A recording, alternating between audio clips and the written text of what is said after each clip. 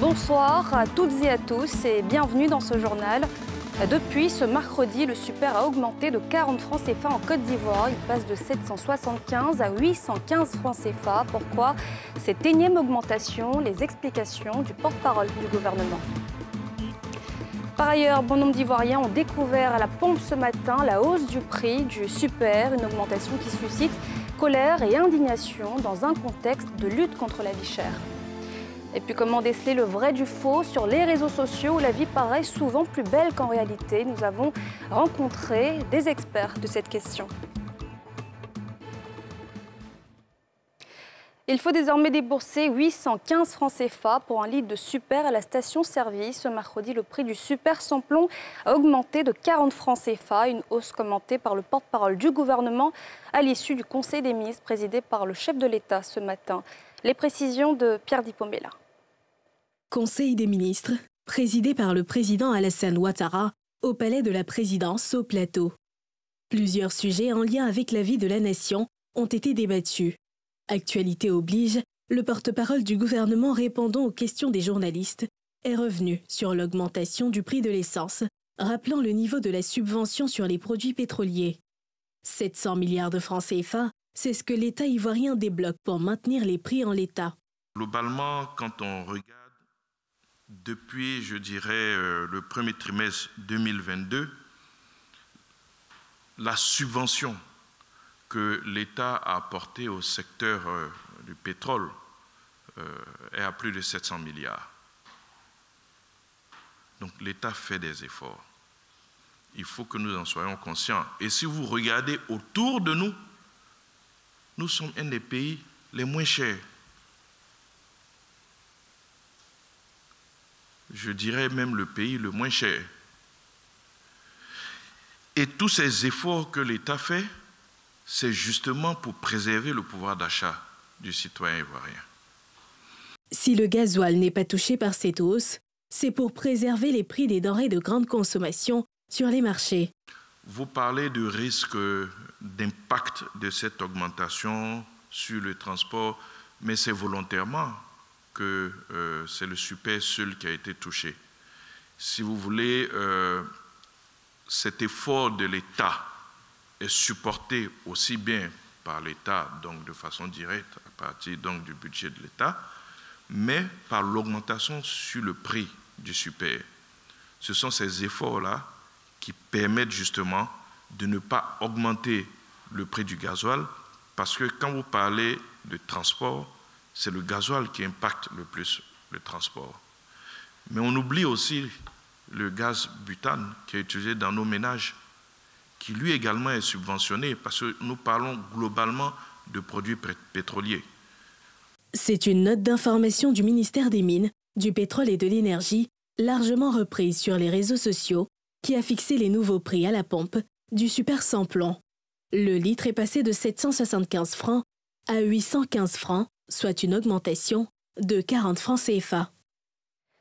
Et une augmentation qui a surpris plus d'un ce matin dans la capitale économique. Nombreux ont constaté à la pompe ce mercredi cette énième hausse du super, une hausse qui suscite sans étonnement la colère des automobilistes dans un contexte de lutte contre la vie chère. Le reportage de Nikema Moussa et Zécré Joseph. 815 francs CFA. C'est le nouveau prix du litre d'essence super plomb à la pompe depuis ce mercredi 1er février. Une hausse de 40 francs qui ne laisse pas indifférents les automobilistes. Franchement, moi, je n'arrive pas à comprendre. Du jour au lendemain, on augmente. Je suis désolé. Je ne sais pas c'est dû à quoi. Je me dis que c'est encore mieux si on communique, parce que là, on prend nos dispositions. Mais là, je viens de me rendre compte que j'ai pris moins de carburant que j'aurais dû. Mes autres collègues m'ont informé, tu vois. Donc, maman me vient ma moto. Je viens que c'est vrai. Franchement, ça m'a choqué, mais pour un oral, ça a dû voir. Sinon, je n'ai pas fait quoi. Franchement, je sais ce qui est pris à ma journée, ça ne pourra pas. Mais j'ai oublié de faire ça. L'information est donnée par une note du ministère des Mines, du Pétrole et de l'Énergie, signifiant que le super sans plomb passe de 775 francs à 815 francs, tandis que le litre du gasoil reste inchangé à 655 francs pour le mois de février. On ne s'attendait même pas à ça. Nous, on pensait que le carburant allait avoir un prix réduit. On pensait que ça allait revenir au moins à 700 la rigueur, mais là, on se retrouve à 815. C'est vraiment trop. C'est trop pour nous. Ici, dans cette gare de taxi, où la plupart des véhicules roulent au super sans-plomb, les transporteurs redoutent une augmentation des frais du transport. À 775, les clients se plaignaient du coût du transport. Aujourd'hui encore 815 francs, vraiment, on ne sait pas ce qu'on va faire maintenant. Forcément, le transport, ça va augmenter dessus, forcément. C'est vraiment dur, mais on fait comment? Le tarif de 400, on doit arrondir à 500 francs. Voilà, vraiment c'est dur, mais on fait comment? Tout comme le gasoil, le prix du gaz butane reste intact, notamment les bouteilles de 6 et de 12,5 kg qui sont respectivement à 2 000 et 5 200 francs. Notons que l'ajustement des prix à la pompe du carburant en Côte d'Ivoire se fait chaque mois, conformément à la fixation du prix des hydrocarbures sur le marché international. L'actualité, c'est aussi le calvaire des habitants d'Adjoufou. Depuis 4 mois au moins, ce quartier de la commune de Port-Bouët vit sans eau potable, une situation qui les oblige à se diriger vers les puits. Ce mercredi, ils dénoncent ce manque d'eau et appellent les autorités compétentes à réagir. Le constat de Thiemé Danger et Kimo Eric. Port-Bouët Adjoufou. Dans ce quartier de la commune aéroportuaire, des habitants battent le pavé. Au cœur de la grogne qui bat son plein, le manque d'eau. On nous a demandé les compteurs. Maintenant, on a pris les compteurs, l'eau ne vient pas. Quand tu arrives à 2 heures pour chercher de l'eau, on prend une cuvette, un bidon comme ça m'a devenu 250. Voici le nouveau nez derrière mon dos. Là-bas, c'est là avec l'eau depuis, on est fatigué. On quitte ici, on s'en chercher l'eau à Koumassi, on s'en chercher l'eau à Port-Bouët Centre. On souffre. On est obligé de mettre l'eau dans Séréda pour se frotter à ça. Tu as chaud même là, tu mets chouffon dans l'eau pour te frotter parce qu'il n'y a pas l'eau, tu ne peux pas te laver. Si tu te laves là, les enfants vont boire quoi? Si tu te laves là, on va préparer avec quoi? Cette ménagère fait office de chef de file des manifestants. À son domicile, le liquide précieux a cessé de couler depuis belle lurette. Ça fait 4 mois que nous n'avons pas d'eau. Depuis le 10 octobre que l'eau est coupée, nous n'avons jamais eu une goutte d'eau. Le puits, qui était jusque-là la solution, se fait lui aussi désirer ces derniers jours. Les puits sont en train de tarir. On n'a pas l'eau dans les pompes. On n'a pas l'eau dans les puits. Qu'est-ce qu'on va faire? Même infortune chez ses voisines. L'eau de puits recueillie présente sa laideur. C'était propre, hein? Mais c'est devenu jaune parce qu'il n'y a plus l'eau dans le puits à tonton. Souvent, il y a ça, il y a des bêtes rouges. En face, dehors, une sexagénaire désemparée, ne sachant à quel sens se vouer. Pauvre Aton, le pourquoi je suis à la recherche de l'eau. Ça fait plus de 4 mois. Je n'ai pas l'eau pour boire. J'ai mes enfants, il y a mes petits-enfants. On se lave avec l'eau depuis. Ma fille vient d'accoucher même hier. C'est l'eau depuis, je prends pour laver mon enfant. Je suis fatiguée de ça. Cap maintenant sur l'unique robinet du quartier où l'eau coule. Un point d'approvisionnement pris d'assaut par les riverains en quête d'eau potable. Pour avoir l'eau, il faut se réveiller à 4 h du matin pour venir faire le rang. Si l'État peut faire quelque chose pour nous, vraiment, ça va nous arranger. Toutes tournent le regard vers les autorités compétentes, appelées à leur tirer cette grosse épine du pied qui leur fait perdre le sommeil. On n'est pas de gafou. Notre président, il fait tout. Mais les gens gâtent. On ne peut pas là, on est là comme ça. Les gens qui sont devant, c'est eux-mêmes qui nous tuent. On n'a qu'à envoyer l'eau. Nous, les verrons en bois. Les puits qui sont ça ne suffit pas. Les gens se plaignent pas de puiser l'eau dans leur cou à 2 à 3 heures. Donc on a besoin d'eau. Aie pitié de nous, envoyez-nous l'eau. Les nouveaux compteurs, les anciens compteurs, rien ne marche. Ça, c'est un ancien compteur, mais il n'y a pas d'eau. Nouveau compteur, pareil. On ne sait pas le problème est venu d'où. Donc, on est vraiment impatient d'avoir de l'eau. Éligible au programme d'eau pour tous, Adjoufou dispose de compteurs posés par les services de l'hydraulique. Mais l'alimentation reste attendue. À Koumassi, le ramassage des ordures reste aussi attendu dans le quartier d'Ivo. Les habitants font face à une montée en puissance des déchets du canal d'eau, polluant l'environnement et la santé des populations. Nikema Moussa, Fulgence Kissiedou. Nous sommes au quartier d'Ivo, dans la commune de Koumassi. Exposés aux maladies et aux odeurs causées par les ordures de ce canal, les habitants du quartier expriment toute leur colère. Vraiment, l'eau là, ça nous fatigue. On fume poisson ici, il y a beaucoup de moustiques, on tombe malade. Vraiment, ça nous fatigue. Si on peut venir arranger l'eau là, vraiment ça nous a arrangé. Ils ont nettoyé. Déjà, ils vont arranger les caniveaux pour que les moustiques là, ils vont partir. Et c'est tout. Ouais, mais s'il vient, il nettoie, tout fini. Après encore, il ne vient pas. S'il ne vient pas, les gens mettent les ordures dedans. On ne sait pas où il faut mettre les ordures.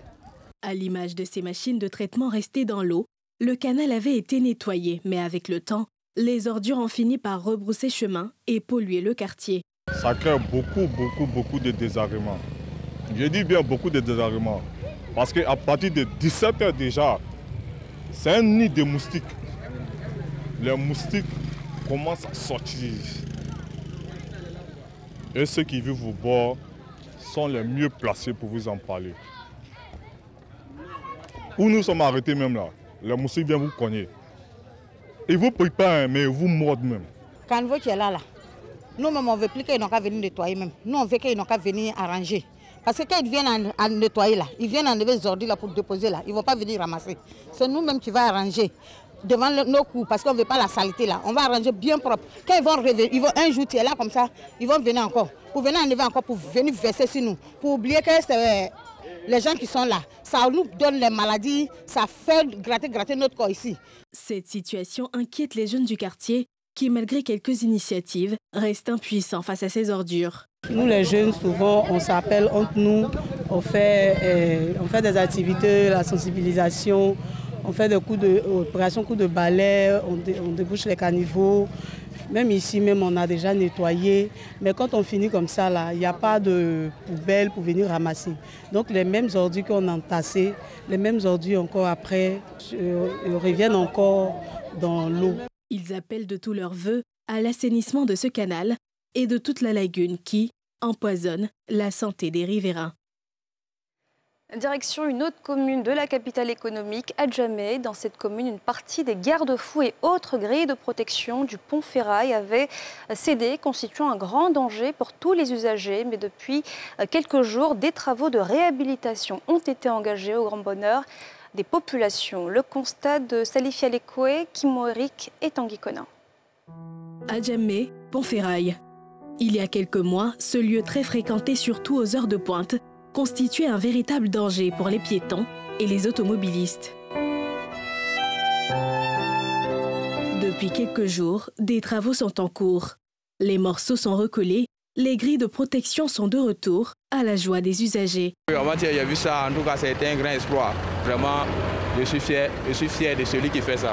Je pense que je suis en sécurité en marchant parce qu'actuellement, ici, où il marchait au milieu de la route, il marche maintenant sur la voie des piétons. Avant, quand je passe, j'ai peur pour passer. Ce que je vois là, c'est vilain. Mais aujourd'hui, ça va aller. C'était trop gâté. Nous-mêmes, on avait peur quand on passe. Il y avait des trous et puis toutes ces fers là étaient cassés. Il y a un bagarre même qui a failli tomber ici un moment dans le trou là. Donc vraiment, quand les gars ont rangé ça maintenant, vraiment, c'était une plaisir pour nous tous. Et ça fait part de notre sécurité. Même les femmes qui vont au marché là, elles tous passent sur le pont là. Bon, quand les fers étaient cassés, vraiment, ça nous inquiétait beaucoup. Mais présentement là, ça va.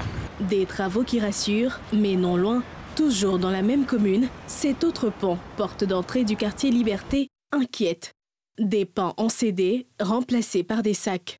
Un environnement qui ne semble pas inquiéter ces marchands, qui s'adonnent à leur commerce. Il n'y a pas un coin pour se débrouiller, bon, on vient se défendre ici. C'est dangereux, les gens viennent prendre les photos, prendre les mesures, mais quand ils s'en vont, ils ne viennent plus. Sinon, souvent, quand le cas passe comme ça, le pont tremble. Bon, nous, on a peur, on est comme l'habitué là. On est obligé de prendre ça comme ça. Un monsieur, même les quittés en haut là, on était assis là. Les quittés ont pu les tomber. Quand ils tombent, puis les morts. L'État doit changer les gaffes et mettre les plus performants pour ne pas que les gens passent et aient peur de voir les autres voitures rouler en bas. Nous qui avons l'habitude de passer sur le pont, lorsqu'il y a les véhicules qui sont déjà en marche, c'était pas mal de choses qui sont en train de bousculer le pont. Les gars n'ont qu'à essayer de voir pour ne pas que le pire arrive. Un regard mérite d'être jeté sur cette infrastructure. Je vous le disais en titre, les réseaux sociaux prennent de plus en plus de place dans la société et les utilisateurs les plus nombreux sont les jeunes, un moyen de se divertir sur lequel certains s'appuient pour rêver leur propre vie en s'identifiant aux stars des réseaux sociaux, un idéal pas toujours à leur avantage si l'on s'en tient à ce que disent les experts. Nadja Eja, Mathurin Badé. Ces jeunes ont pour premier modèle les acteurs des réseaux sociaux. Emma Loès, parce que c'est une femme battante. Elle entreprend beaucoup. On voit ce qu'elle met sur les réseaux sociaux. Elle a des entreprises. Et puis elle publie beaucoup aussi des mèches, des accessoires. Donc ça fait que ça me pousse à faire comme elle. C'est quelqu'un en tout cas qui moi m'influence beaucoup. Je la suis partout. Facebook, Instagram, partout. Un choix qui s'explique par le mode de vie sulfureux qui affiche ces personnes appelées abusivement influenceurs. Si plusieurs jeunes ont pour référence ces acteurs, c'est en raison de la place prépondérante qu'occupent les réseaux sociaux de nos jours. Un modèle copié par les médias classiques qui, pour séduire davantage de personnes et attirer les annonceurs, vivent à la cadence de ces nouveaux médias. C'est des types de comportements sur lesquels les médias vont apporter, on va dire, un zoom particulier et c'est cette façon de les vendre qui fait que les gens les acceptent sans les connaître pour autant. Les télévisions, elles cherchent leur argent, qu'on se dise la vérité, c'est du business. Celui qui a créé sa chaîne, il veut son argent, il doit payer ses employés. Qu'est-ce qui fait bouger les choses? Qu'est-ce qui apporte de l'argent? C'est ce genre de mission malheureusement. Pourtant, selon les experts du digital, il existe bien un fossé entre le rêve vendu sur la toile et la réalité. C'est bon d'avoir des rêves, des idoles, voilà. Mais il ne faut pas focus son avenir sur un influenceur. Les réseaux sociaux, là, 95% de ce qui se passe sur les réseaux sont faux. Quand on parle de blogueur et jeunesse, c'est qu'il était dehors, il a fait un travail, il a donné de l'argent. Bon, c'est quel message? Il y a certaines personnes qui louent des voitures chaque semaine pour pouvoir faire une nouvelle photo. Il faut apprendre d'autres règles. Aujourd'hui, malheureusement, c'est l'argent, l'argent, l'argent. L'argent, c'est bon, nous tous on le cherche, hein. Mais il n'y a pas que l'argent, il y a les valeurs humaines. Une déformation de la réalité qui inquiète la société et en particulier les parents. On appelle les influenceuses. Tout ça, ce n'est pas des modèles. Est-ce que ceux-là, nous pouvons compter sur eux demain pour que la Côte d'Ivoire sorte de l'ornière? Non. La famille, on va dire, se rétrécit. Pas parce que le nombre de personnes se réduit dans la famille, mais c'est la valeur ou l'importance des relations familiales qui se rétrécit, mais en même temps, on se connecte sur des formes de sociabilité, mais qu'on ne maîtrise pas. L'État de Côte d'Ivoire doit être plus regardant en faisant en sorte qu'on mette en place des mécanismes de contrôle, d'accès aux données, mais de données universelles, de sorte que la jeunesse ou les jeunes puissent être suivis. De plus en plus, les acteurs des réseaux sociaux sensibilisent sur l'écart fait entre la vie du quotidien et le virtuel.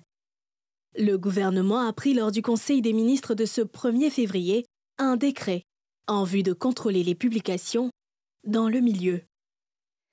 Et puis la Côte d'Ivoire inspire d'autres pays de la sous-région. La ministre Kabagnalé en charge du plan et du développement s'est entretenue avec son homologue guinéen venu s'imprégner de l'expérience ivoirienne en matière de recensement général de la population et de l'habitat. À cet effet, l'Institut national de statistique va accueillir des cadres guinéens en vue d'une formation. Les précisions de Pierre Dipomela.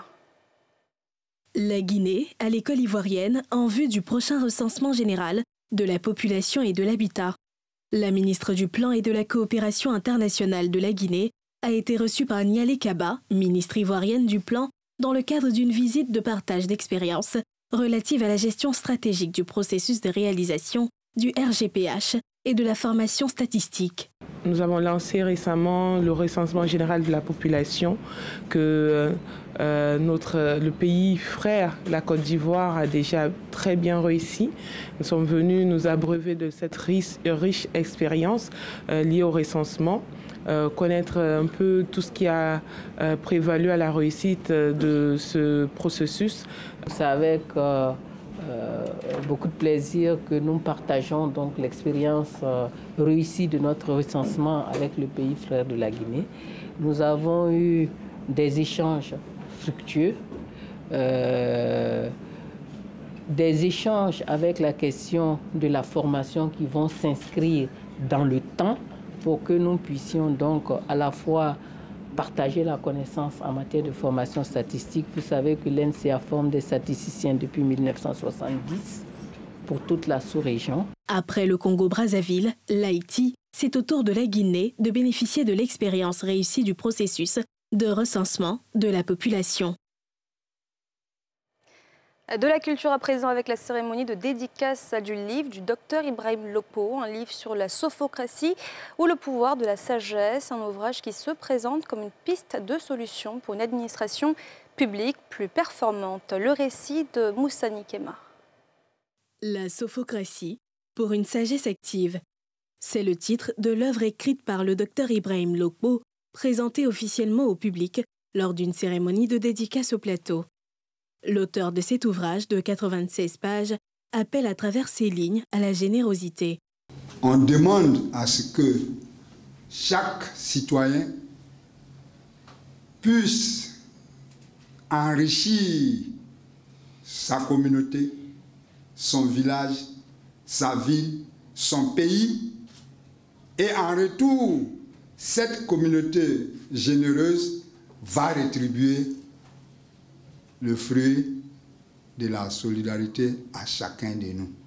Ce livre, selon Ibrahim Lopo, est aussi une ode au travail bien fait, adressée à tous les lecteurs. En sophocratie, nous osons croire que si nous prenons le travail comme l'arrivée d'une autorité chez nous, notre pays et le monde de façon générale connaîtront prospérité et développement.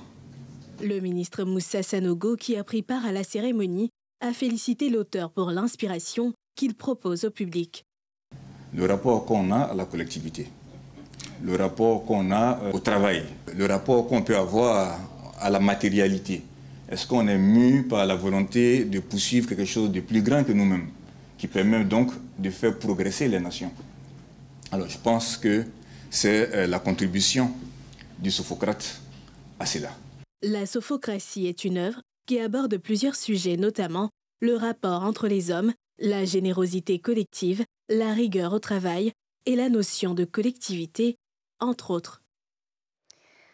Et voilà, c'est la fin de ce journal. Merci de l'avoir suivi. Retrouvez demain à 19h50 Evelyne, débat, bonne suite de programme sur la nouvelle chaîne ivoirienne.